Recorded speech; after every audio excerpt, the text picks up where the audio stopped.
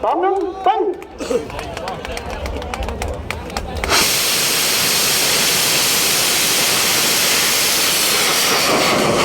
ไปลงไปมันก็ออกอย่างนิ่มๆแต่ละต้นขับเชี่ยหางออกแบบนี้นะครับที่ทางดีมันนิ่มครับแต่ละต้นมันกันลุ้นกันลูกผม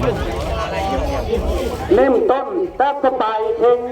มันต่อพวกเรามันเปลี่ยนมองดูพอข้อเดินแล้วไหลอยู่แล้วหรอออกคอยออกโมยังมาในเวลาล่างไปล่างงอดขึ้นละล่างไปอีกล่างขึ้นงอดขึ้น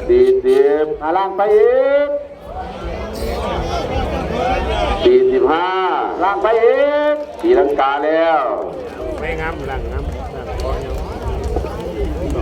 ขับไปลุกตัวบังเลยครับขับเผาหนาเลยนะครับ